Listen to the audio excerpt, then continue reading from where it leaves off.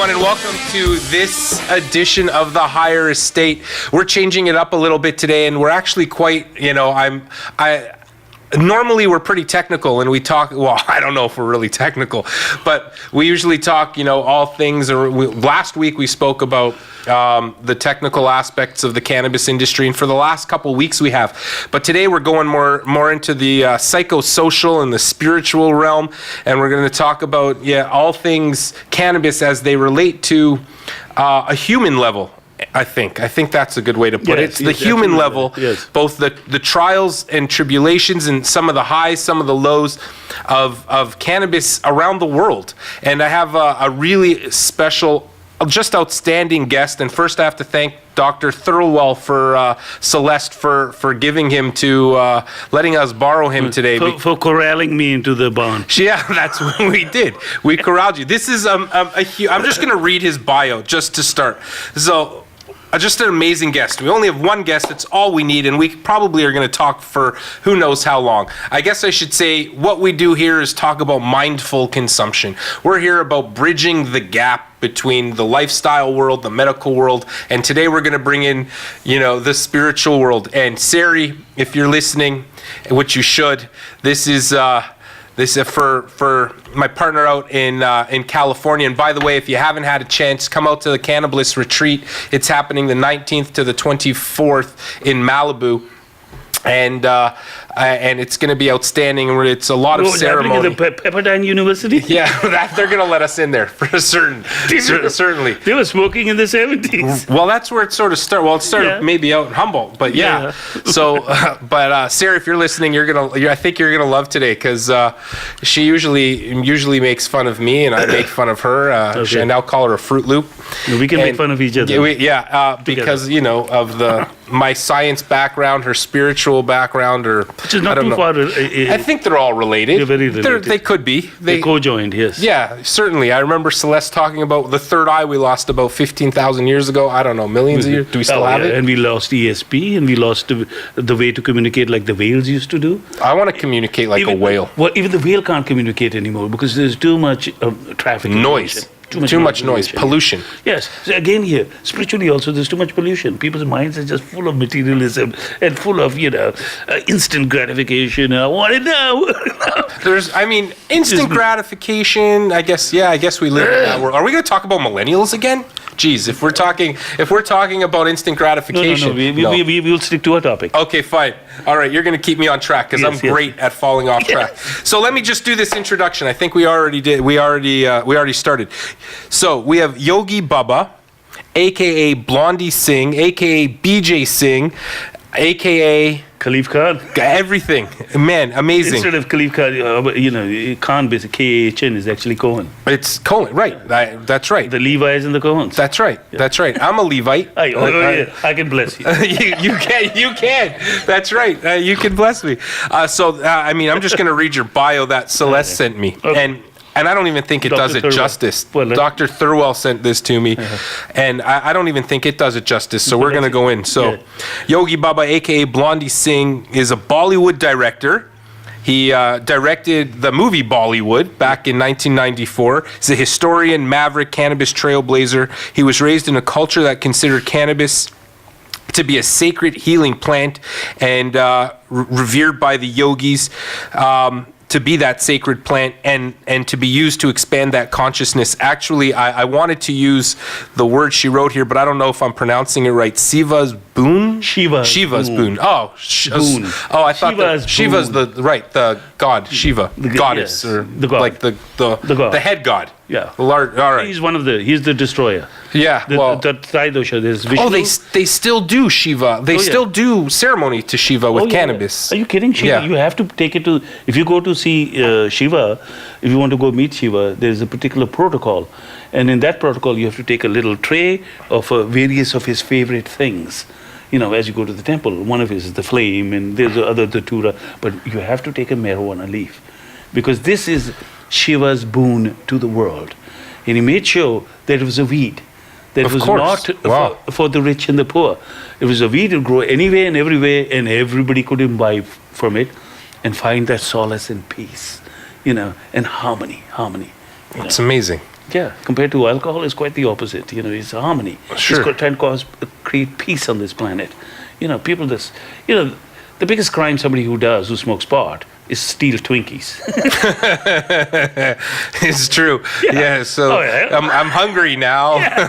I'm at the 7-Eleven. I got no money. Oh, come on, a couple of Twinkies. Yeah. And the Indian guy on the counter says, "Oh, I saw you doing that." Chef's guy, I just had a joint. He's okay. Take it. Yeah, it's all right. We saw what you were doing. Okay, let me finish reading this. Okay. His devotion, or his his lifelong devotion to the sacred plant has allowed him to experience and share moments of heightened consciousness and awareness in the East and during the 60s and 70s in the U.S. However, the fight for legalization's been long and arduous. And he's lived through some of the darkest moments, and I really want to. I don't know how much we can go into, of course, in that, but I really want to hear your story because the stigma around cannabis still exists. But I mean, people say I was a pioneer back in that was 10 years ago. You were like original OG, so we're going back 30 years to Yes. to some of these things. Well, I told the judge. I said, the Scotch can sell the whiskey and the French can sell the wine. I see no reason why Kashmiris can't sell the hashish. He says, 5 years. Really? Well, that's a good point. Yeah. Why is it okay for... This is 97. In 97. 97. Okay, I want to hear that story. We're going back. So, hold on. Darkest moments, blah, blah, I wrote that. So I want to hear you share, your personal journey with us and discuss the historical context of cannabis starting out in India and starting with Kashmir. We've already discussed the fact that the Kashmirians, what do you call them? Kashmiris make the champagne of hashish. Yeah. Which is the essence of the marijuana plant. Yes. They make the champagne of it. Yes. You will never find hash that is so soft, so taste, and what it does to you. You know what I mean? There's no other place like that. There's Lebanese, Afghani, Paki. This is all crap. I hope everybody's listening to that. Crap. I'm telling you. Yeah. If you can find a Kashmiri hash, you're on top of the world. As far as you're in cloud. Tell me where it started then. Let's go back to where it started. You're Kashmiri, one of those lost tribes. Yes. It started then. It was growing wild. Right. So these shepherds used to go up in the summers. They used to go up to like 12,000 feet to the kurkul sheep, the sheep that make the pashmina wool. Yeah. The pashmina. Yeah, of course. The pashmina is very, and they say Kashmir also. So they used to go all the way up in the summers because it was very hot down in the in the valley. So they'd go all the way up to the mountains and they would spend 6 months there or 5 months. And the sheep would graze and they used to have Afghan hounds to protect the sheep because there was mountain lions and so on and so forth. And they found this plant growing wild because it is a weed. It's growing wild. So they sit there and say, what are we going to do for months? So they start rubbing the plant like this. So the first thing they get is the first rub. They scrape it off with a forked knife and they put it into like a coconut shell. Okay. Now this first rub is only for them and locals, because it's too powerful, it's too pure, it's too great. You never get it. You have to be there to get it. Then they do the second rub, which means a bit of the plant also gets into the hair. This is meant for export. Okay. Then the third rub, which is the leftover everything, which is meant for domestic market. So this is how it was broken down. And really? Yes. It was amazing. People, there's all kinds of ways of cultivating it. Yeah, of course. Yeah. And the most freakiest way is that they used to have these young boys who were probably 12 or 11. They have no hair on their bodies. They'll be naked. They run through the marijuana fields and they'll be full of resin. They take it off their bodies. This is true story. It's a true story. How far back are we going? Maybe 30 years, 40 years. So not even that far? No. It's very modern, recent, Really? Yeah, recent times.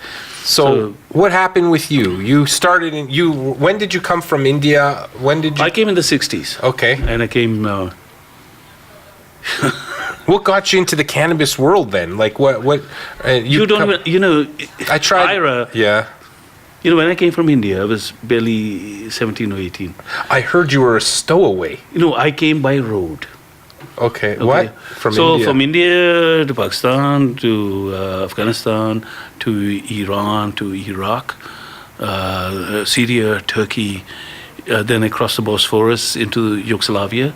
In those days, it was Yugoslavia. Tito is the lead. Yeah. And then I went North Macedonia and Bulgaria and Hungary and Austria and Germany, and then I ended up in Amsterdam. And from Amsterdam, I ended up in Rotterdam. And from Rotterdam, it's a whole story how I got on the boat and all that stuff. I ended up in New Jersey. But I heard you were 17 on a boat by yourself. Yes, I was totally by myself. So I ended up in New Jersey, and I swam half the Hudson River to get to the pier. Really? That's right. So you jumped off a boat. 3 o'clock in the morning. At 3 o'clock, and there's a lot of aren't there a lot of sharks in that?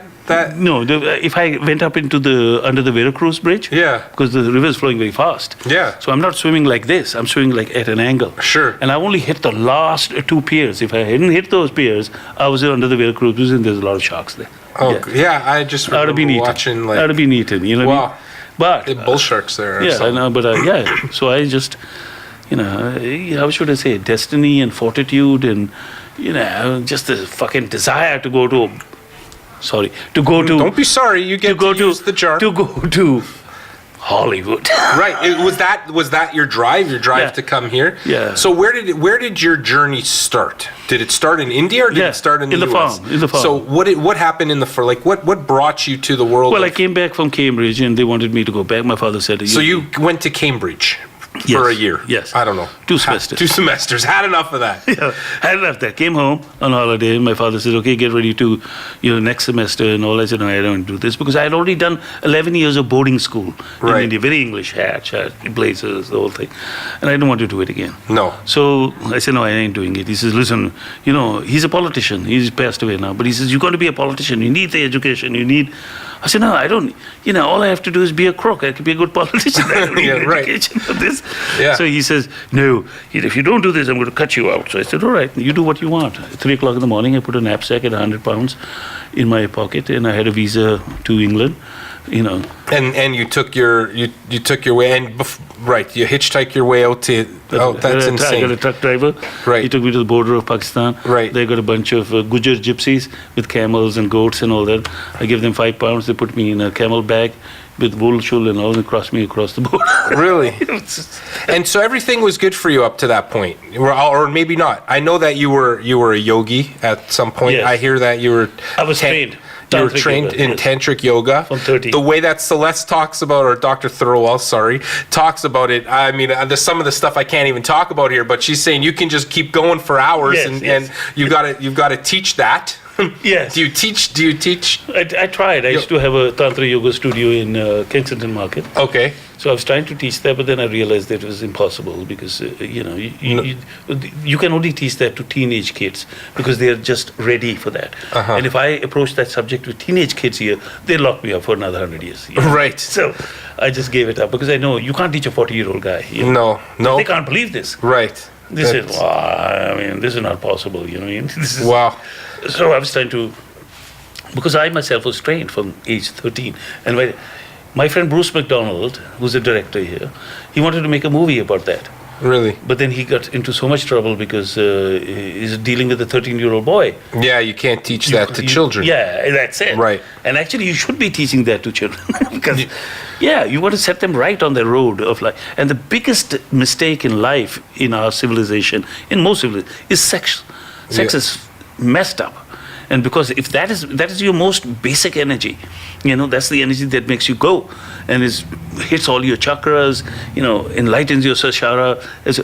So that has to be taught first, so that both males and females understand how to deal with this energy. Right.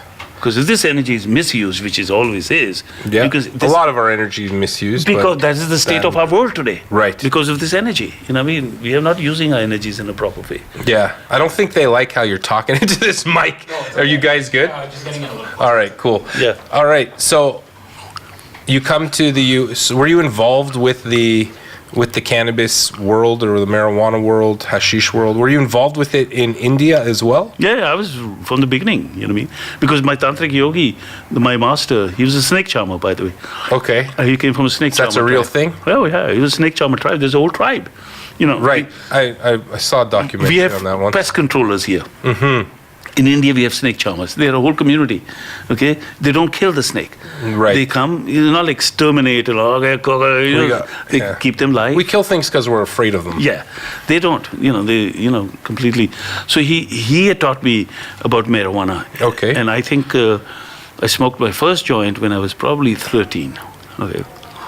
And after that, from school on, there used to be a music sitar player in India. His name was Walayat Khan. He was, contemporary of Ravi Shankar, but he was a better sitar player. Really? He was India's #1 sitar player. Ravi Shankar was the Beatles sitar player. Really? He was a pop. Yeah. Pop. Really? But Walayat Khan was the classics. So he used to live in Parimel, not too far from my school, in a boarding school. And one of my teachers, Mr. Paul, used to play tabla, percussion. Sure. So he used to go and accompany him on the percussion while the guy sat, they had their scotch, and they sit on the balcony looking over the Himalayas like that. Oh, wow. And under the balcony is my friend, and me sitting, listening to this music, okay? And then we discovered that the mountain was fucking full of pot. Dun, dun, dun, dun. Keep going. So You swear more than me, I like it. we cut the pot. And we hung it on the clothesline. To dry. Right. Okay? It dried for 3 days or something. That's done quick. And then we'd come and we'd roll it into those corn. A corn husk. Corn husk cup. There was no papers and all. Yeah, sure. So we corn husk, we roll it and we smoke it over there. And we listened to Walayat Khan. And his music sounded so great after we wow. That's what I first noticed. Actually, I noticed before, but that's what I actually first noticed. The heightened, what marijuana does. What does marijuana do for, what do you say? I call it cannabis, of course. Cannabis, yes. What does cannabis? Ganja. Right, let's talk, right. What ganja does is it heightens your experience on this planet. The gurus always say, you should be afraid of your desires. You should curb them. These desires can ruin you and all that. But no, my guru said you have to deal with these desires. You can't just, push them aside. They're part of you. Right. You have to learn to deal with them. Okay. So marijuana was a help in that way. It was a help to work with your spirituality, your desires, your greed, your jealousy, and all these, it helped in that. In other words, it took all the negative and made it positive. Mm-hmm. Yeah. What was cannabis has been around in India for thousands of years. Yeah, I think cannabis was invented in India. Well, I think it started maybe, let's say, China. China says that. China says that. But eventually, I think it was maybe around the same time. Well, I'm sorry to say this to the Chinese culture, but, Brahma had 5 heads. Yeah.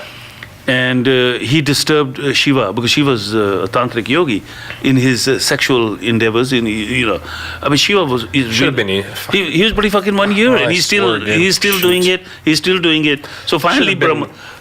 Indian. So finally, Brahma comes and says, "Listen, Shiva, I need your attention, okay?"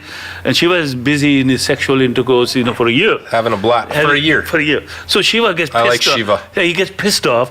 And he takes his sword and he loops off one of Brahma's head. He had 5 heads. This, and facing up. Okay. So he looped one of his head off, and the head fell in Mahachin, which is modern China. And all the knowledge that was in that head, the Chinese used to build their whole culture. Where is this? This is in our spiritual stuff. Like your spiritual guide. Read the Chinese literature, okay? Okay. They used to have the monkey kings, They went to India to get the knowledge. Tantra in India became Tao in China and became Zen in Japan. Really? So basically the seed was in India. The planting of the seed was in China, and the blossoming of the flowers of that tree was in Japan. Interesting. What a great way to look at it. Well, that's how it happened. Okay. That's how it happened, basically. All right. And with Buddhism, as Ashoka in 250 BC, when the Romans were building the cities and all, Libya, Shibya and all that, Ashoka the Great sent all these missions. Ashoka was like a evil, he was the evil king. Yes. He was brutal. Right. He's murderous, brutal, But then he came to... But he also planted half the world. No, but he also, that was Genghis. Oh, right. That was Genghis. He did that too. Genghis was in 1235, but Ashoka was like, 1400 years before him. So when Ashoka came to his sensibilities, he said, oh, fuck, I just can't kill everybody. I love this. There's going to be a lot of charity today. I can't kill everybody. Who's going to follow me? So he turned Buddhist. And in his Buddhism, as he spread the message to Sri Lanka, China, and all the Southeast Asia, with it, his monks took marijuana. Really? Because that calmed them down. That made them meditate. Didn't make their minds go all over the place. They could concentrate. So it was a part of that whole movement that it went from India, went to China, went to Japan, went to Korea. Interesting, because most of the history that I read around cannabis usually starts with it started in ancient China, eventually made its way to India. But I guess they were around the same time. We're going back 12,000 years. Yes. Between 7 and 12,000 years, I think it's. But China was not one at that time. Remember, there were two Chinas at that time. There was another one, like New Zealand. There was North and South. Right. Fair enough. Yeah. So they were not even united at that time. Right. But recently, I found that they found in Mongolia, they found Buddhist monks' remains. Right. The guy that found that. He was an archaeologist. He's actually a neurologist. Yeah. He turned archaeologist. And he found a jar. He found a pound of manicured cannabis in a shaman. It was like a shaman's Buddhist monk or a shaman's cave. Yeah. Actually, it was probably about 6-7 years ago now that happened. Yes. And we learned a lot about how we can store cannabis from that. Yes. Dry, non-humid environment with low lighting. Yeah. We learned a lot from that. Yeah. It was 3,000 years old that happened. Yeah, something like that. So do you need to be grounded to use cannabis? So it's interesting because Dr. Thirlwell, we had our little conversation, and I'm sure she's learned a lot from you as well. She calls me her cheat sheet. Yeah, that's what she did. She said that to me. She called you her cheat sheet. She's my cheat sheet, and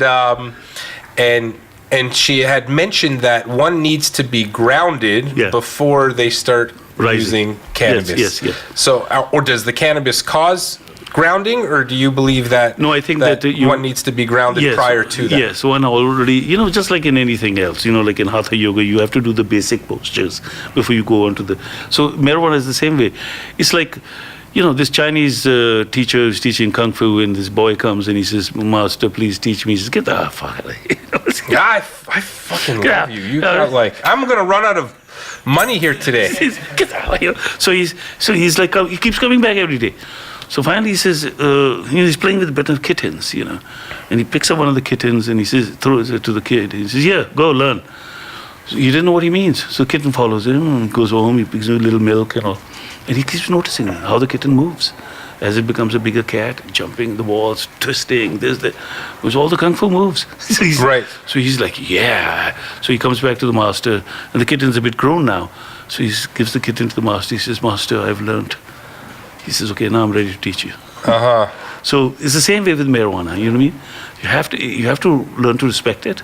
Here the problem is that it just got into the system like sex. It went into the system without any teaching, without any education. Any education at all. It's key. Yeah. Even in the recreational world that's coming in, the lifestyle world, if you're just there to get high, you're going to you may have a bad experience. Yes. I did a lecture yesterday, not a lecture. I did an interview yesterday out of California. It may have been Cal, I don't know. Somebody called me. And I think it'll be in Vice eventually. And the question was, now that adult... They've closed, by the way. Viceland is closed. Yeah, Viceland is closed. I know. I loved Viceland. It closed, right. But they still have a newspaper, I think. Yeah. So the question was... Now that they call it adult consumption, I guess that's what they're calling legalization. Yeah. Now that adult consumption is coming around... what would you tell people if they're going to go out and smoke a joint and then develop anxiety? Well, first thing I tell them is don't smoke a joint mixed with alcohol. Right. Alcohol is even more anxiety. Yes. Okay. Agreed. Yes. And when you smoke a joint, you must keep in consideration your pranayama. because you are inhaling, right? So let's say vaporizing. First, I tell them let's not even smoke. Vaporizing. Let's get that out Vaporize. of the way. Okay. So when you vaporize and you exhale, then you take a moment breath. You know what I mean? You just go. Oh, you don't do this. And and while that little gap is, that's when you do your pranayama. You do a couple of Is that fire breathing? exercises. You don't have to. You have the cooling breathing. Okay. Your tongue out like that. Cooling. And you try your tongue like that. You see how cool it feels. It is cold on my tongue. Yeah, Interesting. You see? So not everybody can do that. That's genetic. Yeah. To be able to flip your tongue like that. That's right. You can't do we're doing. We're like normal. Yeah, we're normal people, and we're flipping our tongues. Yeah, but so there's a way of doing it. There's a way of processing it, and also the mental state. The reason we don't allow kids to do it is simply because they're not trained yet. From medicine, we believe their frontal lobe isn't fully developed yet. Yes. And that's the part of the executive motor function that says do right, don't do wrong. That's right. Right, and so that we say from science not developed. But I guess the connection that we're making now with the spiritual world or is they're just not ready yet. Yeah. What's that connection? Well, it's just a physical development. Right. That's all. Nothing more than that. Right. But kids are developed by the time they're 13. They're really developed. Because Gandhi married when he was 13. His wife was only 12. I feel like people were probably a lot more mature back then. I think they all got married when they were 12 or 13. Yeah, also, you know why? Because they died at 35. Right, because they were dead. They were dead earlier. So things have, elongated like that. But marijuana always, has played such a huge role in the Indian, and the only, I used to go to Nepal in the 70s. There was the Eden hash factory. Okay, it was a shop. I loved his calendars with all the gods and all. And he had a scale like that, the old scale. Yeah, the weight and balance scale. And he used to, the high school scale. So you go, the little cubes you go to the guy, he says, listen, I want half a pound, I'll wait right there. Which one do you want? Nepali, Kashmiri, I'll take that. He'll give it like the whole thing like that. So the hippies that went to Nepal and all in those days, in the early 70s, they said, fuck. So they took half a pound, they put it in a package. And they mailed it home. Love this day. We're making a lot of change. They mailed it home. Oregon or California. So suddenly the Americans realized, well, fuck this, man. Yeah. We're gonna have to stop this. We're gonna stop this. Is that what? Is that one of the reasons that it was the beginning reason? It was the beginning reason of prohibition, or and of course Manson. Yeah. Manson was a huge thing. Because the hippies were taking over. They were going to change the world. Kennedy, well, he did kill a couple people. He did, he did kill a couple of people, but the conservatives... that's just a little thing. Wow, what's the big thing? The American army kills I don't know how many people in one drone attack. Okay, but I mean, murder is... let's not... All right, just to... let's just do a side track here. Okay, yeah. So the guy comes to you, Dr. Ira, says, so what's your problem? He said, I think I'm a serial killer. He says, he said, I enjoy doing it. So you say, listen, dude, join the army. Okay? Right. They'll train you. That's you'll right. kill. Become a butcher. Yeah, you'll kill you. They'll give you a medal. You keep 50 people, you get a fucking big medal, okay? But on the other hand, you kill 2 people on a civilian street, we're gonna fucking strap you for life. Okay, we're gonna. All right, and the rails are off, people. Here we go. Okay, but we're not condoning murder. No, you're not. But I'm just saying. Okay, you're saying it's 6 1, half dozen of the other. Yeah. I mean, everything is relative. Everything is relative. That's I right. do, and the murder of innocence is always bad. Murder of anybody we're doing it is now. bad. All these drones and all going into Afghanistan, we're murdering innocent people. Right. And then we're wondering why they're coming over here and blowing up our cities. Right. So, okay. So anyway, back to cannabis. Yeah, back to cannabis, yes. We're going to start playing Weedopoly early today. No. So cannabis has always been a part of the integral culture. The ganja doctor. Yes. So we had, and it was used as medicine. My grandmother smoked, in those days for asthma. Yeah. They've used it for thousands of years. Yeah. And it is a very sacred medicine in the Ayurvedic system. Right. In Ayurveda, which is the art and science of life, which is also the Indian form of medicine, it is important. Marijuana is the queen of plants. There is no, it's like on the chessboard. She's the queen. Right. There is a king, but the king can't move. Right. King can't do much without the queen. Yeah, it's the queen of all plants. It's number one plant. I think the king of plants is Dhatura. Datura is another little knobby thing like this, and it is also one of Shiva's thing, and people don't know about it. I don't know about it. What is that? It's so hallucinogenic. Okay. Yeah. What's it called? Datura. Okay. You can actually Google it. You'll find it. All right. Spell it. Dathura. Okay. Datura. Yeah, Okay. you look it up, and it's a flower. Hopefully everybody forgets that one. No, I'm kidding. It's coming. Right, yeah. It's I'm coming. sure it is. You see, about the 60s and 70s when I was here. Okay, so now we understand India. You started and you met some really cool people. We were going to talk about Rajneesh, and you met Rajneesh. Well, Rajneesh was not Rajneesh became a friend actually. Really? Yeah, he became a friend. I was. Tell me about that. Well, he talks about me in some of his lectures. He really? He said, my friend, that Sikh guy who tells me all these jokes. Really? Yeah, no, and we thought alike actually, and he always thought I was like a bit, like him. Right. Well, you are sick. I mean, I only watched the documentary, and I actually remember watching him on TV. Probably, I was really young back in the 80s. 80s, yeah. And now just watching that Netflix documentary, Wild Wild West. Or Wild Wild Country. Yeah. I don't know what's real or not real. No, but that was all way beyond after his time. He was already established in India, and he was living a very good life there. And his ashram in Pune had 40 acres, and it looked like bloody California inside. Really? Yeah, it was beautiful. The way they did everything. It was like really done with love and etc. And he never wrote any book. He spoke extemporaneously. And people wrote about it. And people just took the notes of his speeches and they made books out of it, which is almost now 400 of them. Right, there's tons. Yeah, tons. He's I think he was the most important guy philosophically in the 20th century. Really? Yeah, he was. I forget the author, American author. What's his name? Tom Wolfe, or one of those guys. Okay. I may misquote the guy. He's probably dead now, so he's not going to do anything to me. But he simply said, the most dangerous man since Jesus Christ. Really? Yes. I mean, this guy was 5'3", okay? Yeah. He was a little fellow. He was. How does one become? It boggles my mind that people will believe in a human. And like people, I know the guru disciple idea. Relationship. I mean, I come from a religious background. You come from a Judaic background. You already know what that is. I know, but now since you have the same relationship with your rabbi, right? Well, sage. The rabbis were sent out to every part of the world. That's right. But then there's like a central sage in my father's tradition, anyways. Yeah. And.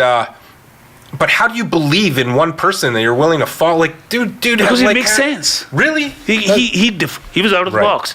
He defied every institution. Yeah. Political, religious. He defied them all. So what God? Right. So I mean, I agree with that.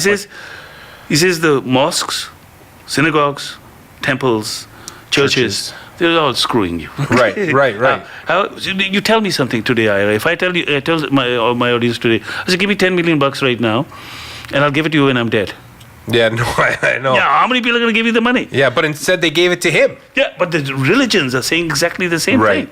It may be Christian, may it be Islam. Give your life to us now, and we'll give you heaven after. I know. It's a great deal, man. Everybody's buying it. It's a great deal. I want in on that deal. I want in on that. That's a good business. So this young Muslim guy goes to his mullah. He says, Mullahji, I hear that I get 76 virgins in heaven and huris, and wine is flowing in the fucking rivers, and everything is honky-dory, sun is shining all the time. He says, that's true.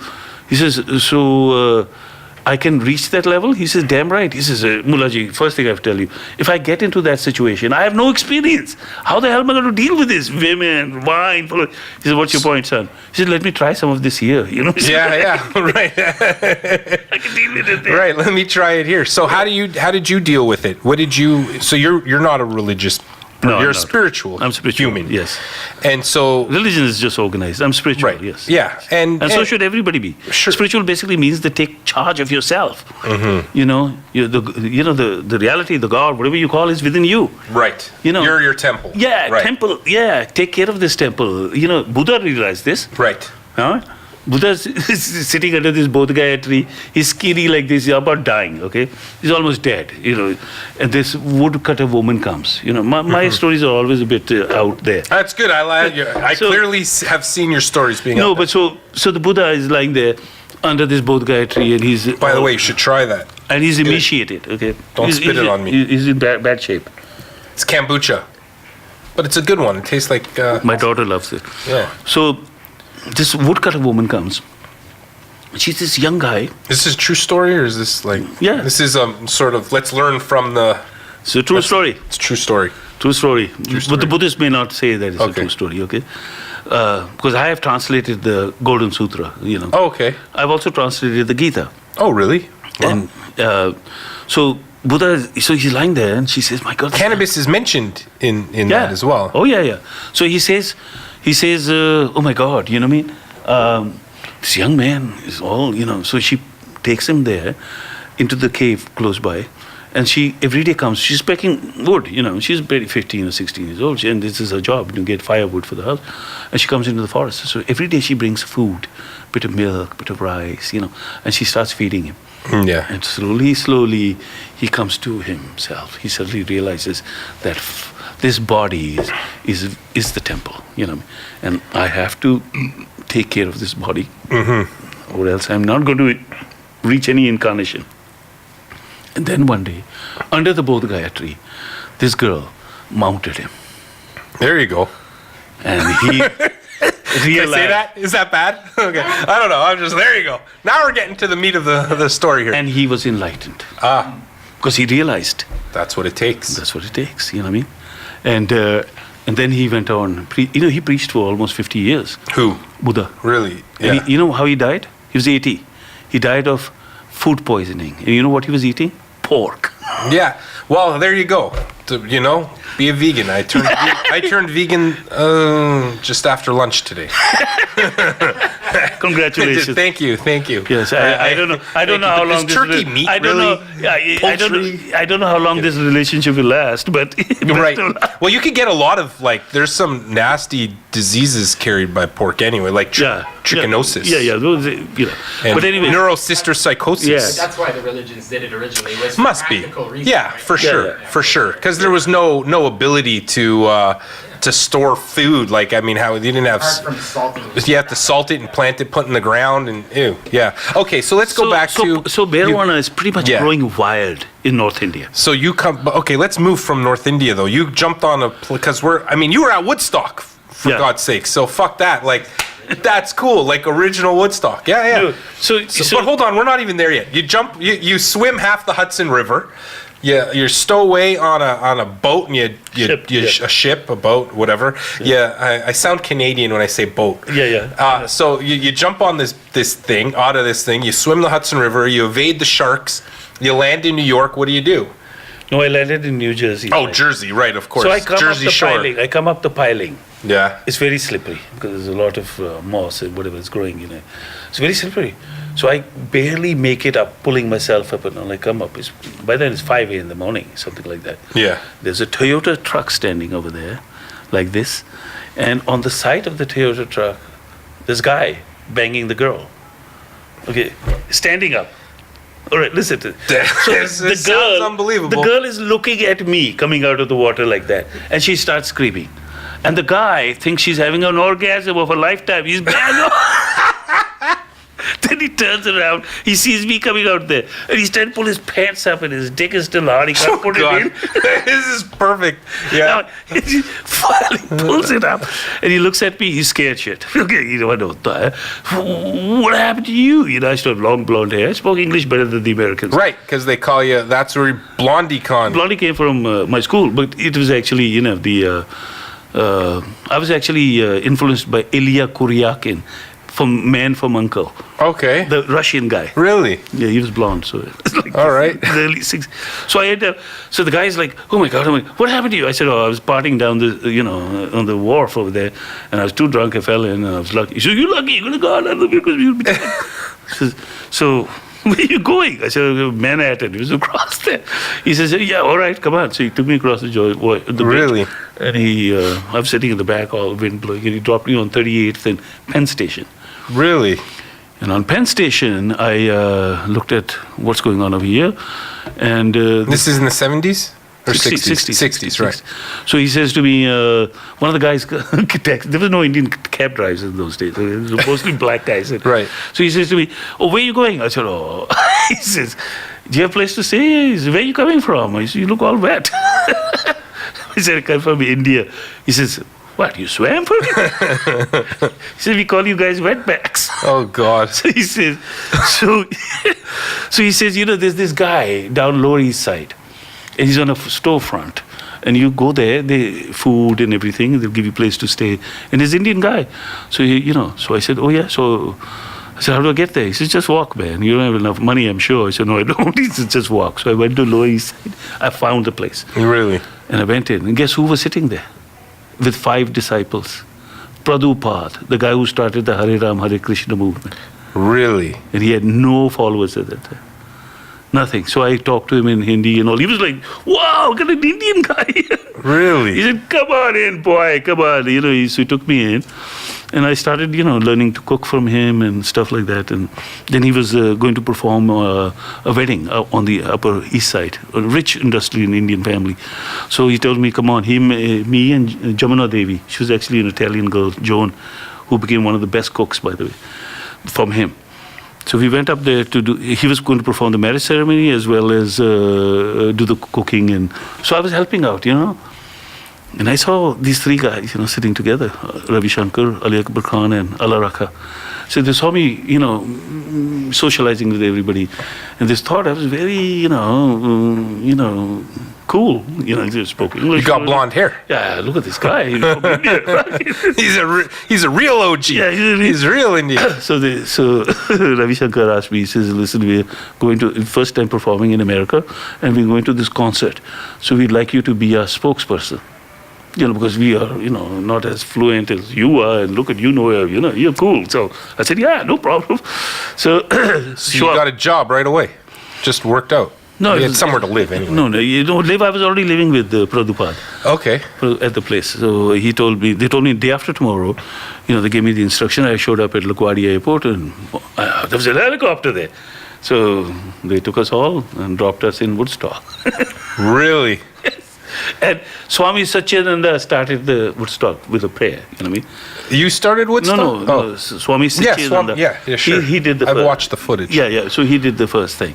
Really? And I got a backstage pass, with the thing. I had no idea who these people were.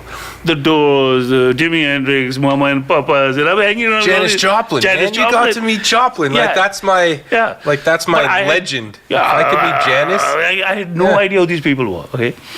So then somebody gave me this. Here, drink this. Pink champagne. So I drank the pink champagne. It was laced with acid. It's a good intro to Woodstock. Yeah. Oh, God. I had no idea. It was raining. It was wet.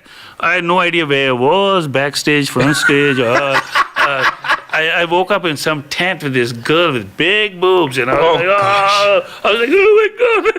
Oh, that's crazy. So how long were you there? You were at Woodstock for the whole time? 3 or 4 days or something like that. Wow. But no idea what was going on? No, and they were looking, you couldn't get out of that town. No, because it was just rammed. But you flew in. Even the cops sitting on their motorcycles were smoking joints. Wow. It was like, weed was riff through the whole thing. Yeah. Everybody I smoked a joint with Jimi Hendrix. Really? Yeah, okay. You're from India? He says, yeah, man, shit, I haven't seen an Indian look like you. Wow. So, you smoked a joint with Jimi Hendrix. Yeah. Not many people can say that. But I didn't know who he was. He was just a black guy who played guitar with his teeth in his bag. That was amazing. Yeah, I thought. Wow. What did you? Okay, so. Anyway, Woodstock. I want to talk about Woodstock. I mean, I want to talk more about Woodstock, but I really. Anyway, let's move on. I want to get to. I gave you the glimpse. That's all you need. I want to know what happened. What happened? So what happened in Kashmir, and you had to sit in front of police. Something happened here. You were promoting. You were a movie producer, right? Let's talk about movies. Yeah. So you're now. Let's fast forward. How did you get to Canada? Who cares? Doesn't matter. We'll skip that story. Why? Well, because it's a good story. How did I get to Canada? How did you get to Canada? Fine. I got all day. I came with a knapsack from New York, 1997, and I've never been back.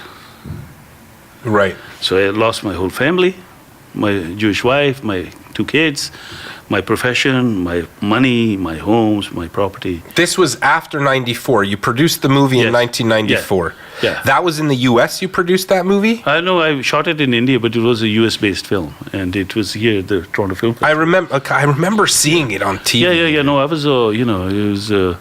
But I had a checkered background, even in the movies. There was a lot of things I did that I don't talk about, but it is in my. Yeah, I read it all. Yeah, Right? It was an adult film. Yeah, I did some adult films and all. Yeah, you did all that kind of stuff. So what happened in the cannabis world? So I was actually, most of the Indian movies are made from gangster money. Right. Underground. Okay, I don't know that. Yeah, most Indian movies, Bollywood movies, are made by gangster money because banks and all don't finance you. Gangsters want 33% interest. Right. Plus they control you after that. I didn't want that. I said I'll raise my own money. So I went to my Kashmiri farmers, poor guys, working hard. Times are tough up there, there's a revolution going on, whatever the hell. So I started buying hash from them. So I used to sell the hash. To raise the funds. To make the movies. So I used to sell the hash, make the funds, make the movies. So I was only, doing good. Yeah, of course. I was entertaining the people. Sure. Smoke some hash, feel good, watch my movie. Yeah, it made sense. Eat some samosas. Right. Makes sense. So. But people don't. The government didn't like that. Government didn't like that, and they busted me. In Canada or in the US? In Canada.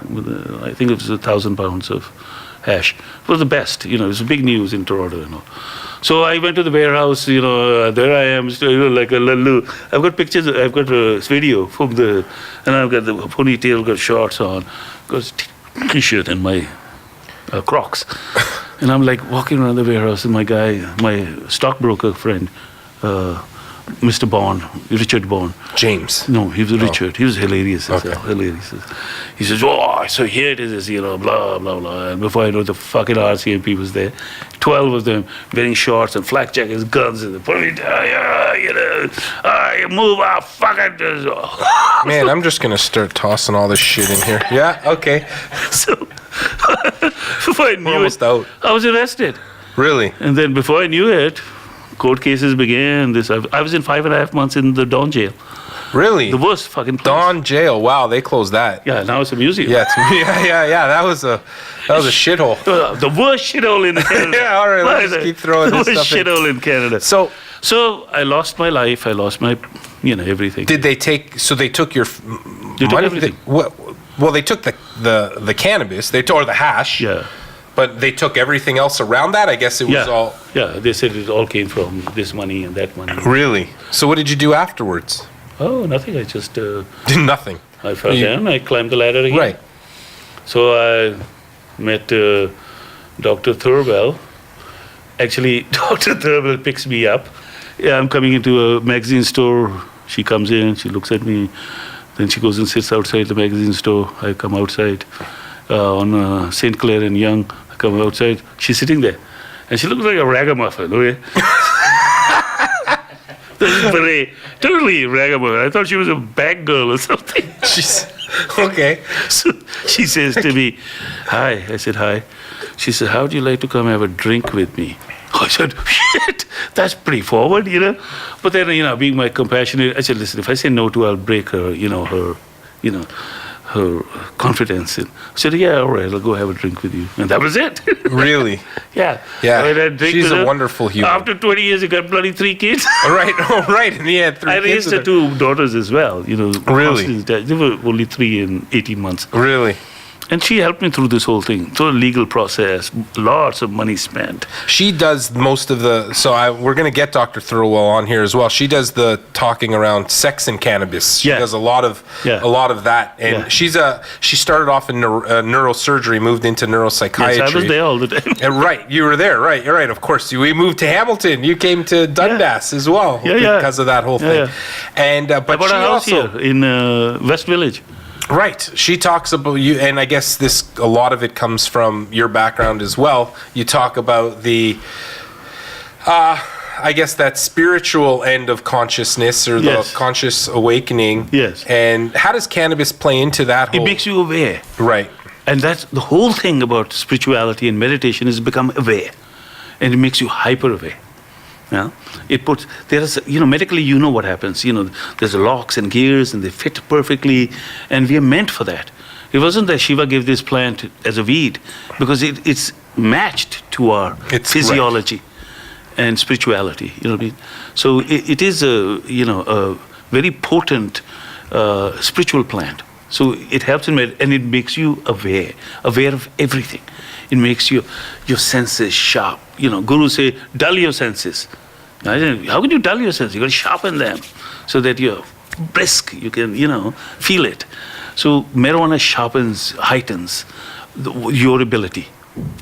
I mean, there are various other ways as well. Meditation, yoga, etc. Yes, you can reach that level.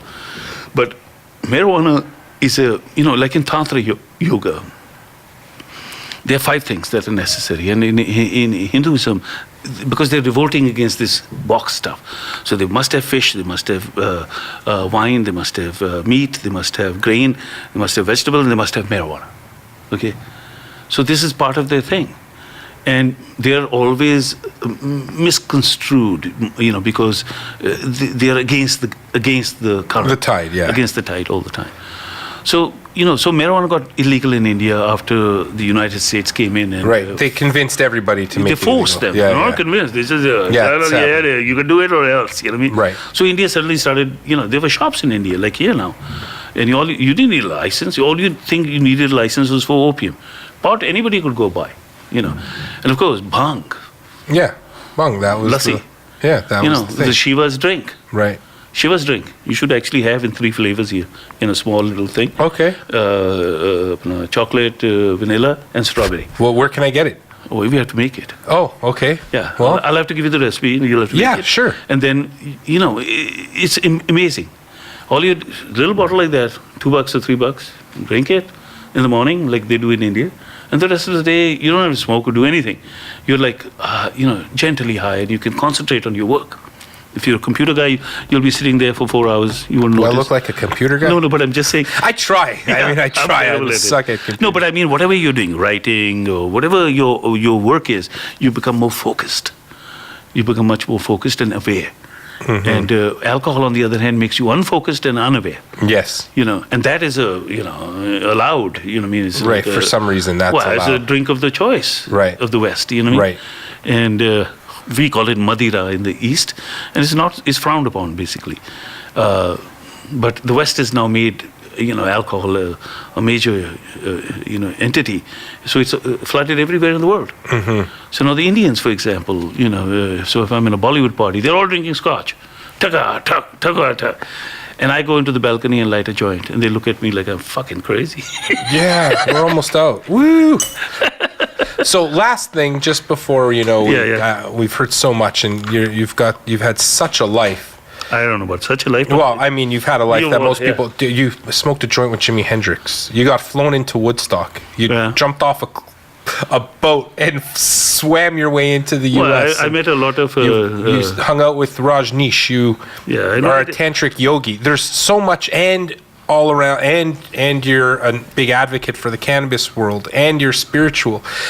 If you had to define spirituality into today's world, which seems to be one of the largest, I don't know, it's volcanoes, because it erupts and then it doesn't erupt. Like I'm a scientist, so I believe in science. But science and spirituality are not too far. I don't disagree. But how do we bridge? Physicists are now beginning to realize that quantum physics. Quantum physics is I love quantum physics. I love it. It's great. And on that level, everything is energy. Right. And everything is connected. Right. Right. So how would you define spirituality for those? There are people that are militant spiritualists, but they're anti everybody else. Yeah, no. And then there's materialists that are anti-spiritualists. How do we bridge that gap? It has to be all-encompassing. All-encompassing. You have to go down to that quantum level and realize that everything is connected. Everything. No action of yours. A butterfly flying in Africa can cause a fucking storm in Boston. Right. You know what I mean? We're almost out of that. Yeah, but that's how it is. Everything is interconnected. Everything is and the whole thing about spirituality is becoming aware that it's all one. And I'm going to recite you a poem that I wrote. It's very short. And we'll finish with that. Yeah, I love it. Very short poem. Okay. He says, "The lion roars, and the donkey brays, and the chauffeur calls the faithful to pray. And it sings, God is one with many names, and in love it shows his face. Wow. Thank you so much for coming here. Thank you. I really appreciate having you on here today. It was great being with you. I'm always encouraging people who are, pushing the, instead of just, as Ali Wallach said in Magnificent Seven, he told you, you'll bring a ride on. Yeah. We don't ride the tide. We push the tide. Yeah, we're not riding on. Okay. I told a friend of mine, she says, I said, I know what you're saying and all. You said that ride on. I said, I can't ride on. My horse is lame. Well, sometimes I have a horse, sometimes I don't. Yeah. Sometimes I just run. All right, guys. Thanks so much for listening today. That was a very special episode of The Higher State, and I can't wait to have you back. And I'm going to have you back with Dr. Thirlwall. And together. Wow, I can imagine what that is going to be, an explosion of minds. Together, yes. She has, if you think there was swearing today, profanity, every other word that comes out of this woman's mouth is like an F-bomb.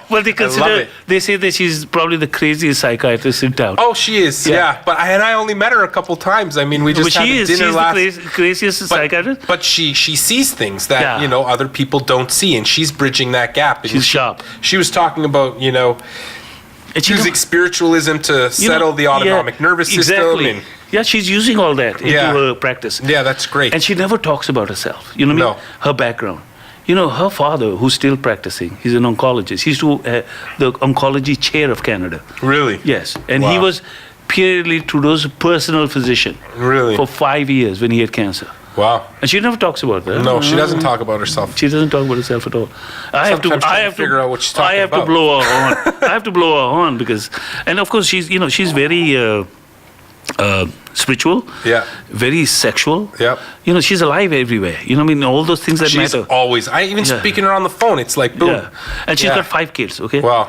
Right five kids. So good. And it's like, and she juggles it all. So, yeah. And she now has told me, listen, you go preach, go out. You have raised the kids with me and all. They're all big and they're all wonderful. Now I don't want you to, you're so and so old and you will be, you have so much time. I want you to go out there and preach the word. I love hearing it, and that was excellent. And I thank you again for coming on. And thanks, everybody. Thank you, everybody. Thank you. Again, and thanks the audience. Yes. Yes, thank the audience. And please, anytime you want to speak Bollywood. Watch Bollywood. 1994. Anytime the guy who wrote Bollywood, just to finish, the book I took from, his name is Shashi Tharoor. You can check him out. Huffington Post said that he's probably going to be the next Prime Minister of India. Really? Yeah. So you can look him up. He's one of the, he's got a Twitter Twitter following of 10 million or something. Really? Yeah. He's a good friend of mine. And he will, in our lifetime, he'll become the Prime Minister of India. Really? So I can add him onto my list of... You'll be able to leave Canada. Canada I can leave. Canada I can leave. Just can't fly over the U.S. I can't go to the U.S. And finally I've decided that, because my kids are here and all that, Canada is, frankly, it has punished me a lot, but I've forgiven it, and I say it is still one of the finest countries in the world. It is the best country in the world, in my opinion. Though they thoroughly bent me over. They do, and they didn't even use oil. Yeah, no, I get that. I heard they handed you the largest punishment that's ever been handed down. Yeah, pretty much. I heard that. Pretty much. They said I'm a dangerous guy. Yeah, you're so dangerous. I said, when all this happened, I wasn't even in India. Yeah. I wasn't. I was here. Right. I was in the U.S. I wasn't even in India. They told me, "Oh, you're too powerful. You can just make a phone call." I said, "Yeah, make a phone call. Somebody give me 1,000 pounds of cash." Well, I'm super glad we were here. We almost ran out of all of our change today. Check out Cannabalist Retreats. It's coming up next week in Malibu. After that, likely July will be in Portugal. And that's all we got today. Check out our website, synergyhealthservices.ca. Check out our Instagram, which is synergy_health_services. Done. Thanks, guys. Thanks, guys. All right.